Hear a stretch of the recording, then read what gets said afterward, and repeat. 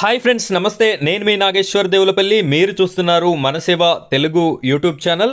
Friends, మన ఈరోజు topic ఏంటి అంటే కేంద్ర ప్రభుత్వం ప్రజల కోసం ప్రత్యేకంగా ఒక పథకాన్ని అయితే రూపొందించడం జరిగింది. ఆ పథకం ద్వారా పొందేటటువంటి ప్రయోజనం ఏమిటి అంటే ఫ్యామిలీలో కుటుంబ పెద్ద చనిపోయినట్టయితే ఆ కుటుంబంలో ఉన్నటువంటి వితంతువుకి 20,000 రూపాయలని ఇవ్వడంతో పాటుగా అదేవిధంగా కుటుంబ పెద్దగా స్త్రీ ఉన్నట్టయితే ఆ స్త్రీ యొక్క పిల్లలకి కూడా 20,000 రూపాయలని ఇచ్చేటటువంటి ఒక గొప్ప పథకమైనటువంటి ఫ్యామిలీ బెనిఫిట్ స్కీమ్, జాతీయ కుటుంబ ప్రయోజన పథకం అని చెప్పేసి మనం దీన్ని పిలవడం జరుగుతుంది. ఈ యొక్క పథకాన్ని అయితే కేంద్ర ప్రభుత్వం చాలా ఏండ్లుగా ఈ పథకాన్ని అయితే ప్రవేశపెట్టడం జరిగింది. అయితే ఈ పథకానికి ప్రజాదరణ కరువై చాలా మంది కూడా అప్లికేషన్ అనేది చేసుకోవడం లేదు అని చెప్పేసి పలు రకాల సంస్థలు అయితే మనకి తెలియజేయడం జరిగింది. అందులో భాగంగానే ఎంఆర్ఓ ఆఫీసుల ద్వారా, ఎంపీడీఓ ఆఫీసుల ద్వారా, గ్రామాలలో ఉన్నటువంటి గ్రామ పంచాయతీ సెక్రటరీల ద్వారా రీసెంట్గా ఈ మంత్లోనైతే ఇన్ఫర్మేషన్ అనేది పాస్ చేయడం అయితే జరిగింది. సో ఈ విధమైనటువంటి ఇన్ఫర్మేషన్, ఈ స్కీమ్ని ఏ విధంగా అప్లికేషన్ చేసుకోవాలి, కావాల్సినటువంటి డాక్యుమెంట్స్ ఏంటి, ఎవరెవరు అర్హులు అనేటటువంటి పూర్తి వివరాలని నేను మీకు ఈ వీడియోలో అందించడం జరుగుతుంది. వీడియోని ఎక్కడా కూడా స్కిప్ చేయకుండా చివరి వరకు కంటిన్యూ చేయండి. మొదటిసారి కనుక మీరు మన ఛానల్ని చూస్తున్నట్టయితే ఇలాంటి పథకాలకి సంబంధించిన ఇన్ఫర్మేషన్ ఎప్పటికప్పుడు మీకు రావాలి అనుకుంటే మన ఛానల్ని సబ్స్క్రైబ్ చేసుకోండి. పక్కన బెల్ ఐకాన్ ఉంటుంది, దానిపైన ట్యాప్ చేసి ఆల్ అని సెలెక్ట్ చేసుకోండి. ఇంకా ఈ వీడియోని లైక్ చేయనట్టయితే లైక్ చేయండి. మీరు లైక్ చేసిన వెంటనే హైప్ పాయింట్స్ అని చెప్పేసి రావడం జరుగుతుంది. హైప్ పాయింట్స్ మీద క్లిక్ చేసి ఈ వీడియోకి హైప్ పాయింట్స్ కూడా ఇస్తారు అని చెప్పేసి నేనైతే కోరుకుంటున్నాను. ఇప్పుడైతే మనం వీడియో టాపిక్లోకి వెళ్ళిపోదాం. ఫ్రెండ్స్, ఇక్కడ చూడండి, జాతీయ కుటుంబ ప్రయోజన పథకం, national family benefit scheme NFBS అనేది కేంద్ర ప్రభుత్వం ప్రవేశపెట్టిన ఒక ముఖ్యమైన సంక్షేమ పథకం. కుటుంబంలో ప్రధాన ఆదాయదారుడు అనుకోకుండా మరణించినప్పుడు, ఇక్కడ కుటుంబంలో కుటుంబ పెద్ద ఎవరైతే ఉంటారో, పురుషుడు కానివ్వండి, స్త్రీ కానివ్వండి, వారు ఏదేని కారణం వల్ల మరణించినప్పుడు ఆర్థిక ఇబ్బందులు తలెత్తకుండా ఈ పథకం ద్వారా 20,000 రూపాయల ఆర్థిక సహాయం అనేది పొందేటటువంటి అవకాశం ఉంది. కేంద్ర ప్రభుత్వం ద్వారా మనం ఈ యొక్క 20,000 రూపాయలనైతే పొందడానికి అవకాశం ఉంది. ఇక్కడ పథకం యొక్క ఉద్దేశం పేద కుటుంబాలకి కష్టకాలంలో ఆర్థిక రక్షణ కల్పించడం.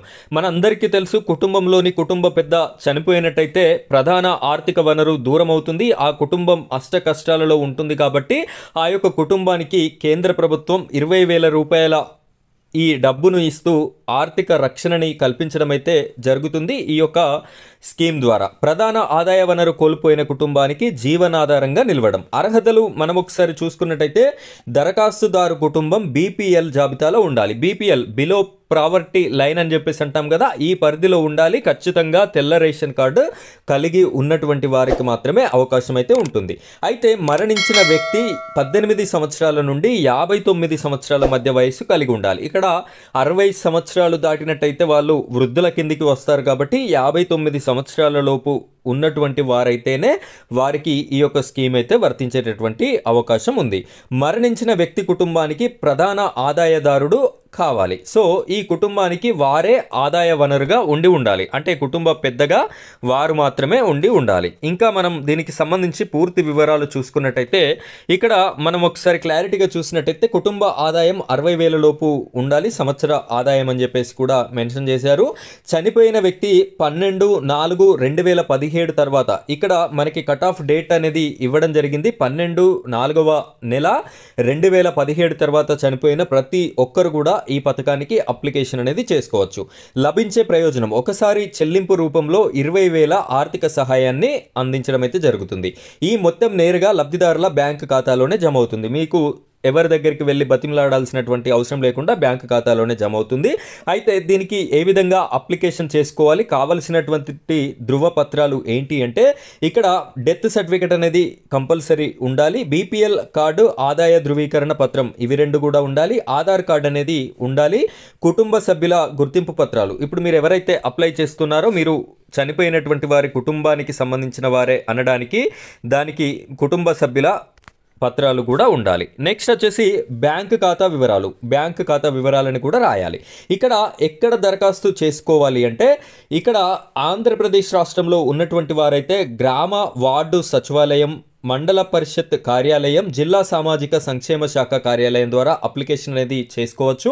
తెలంగాణ వాళ్ళైతే మీరు డైరెక్ట్గా ఎంఆర్ఓ ఆఫీసులోనే ఈ యొక్క అప్లికేషన్ అనేది చేసుకోవాల్సి ఉంటుంది.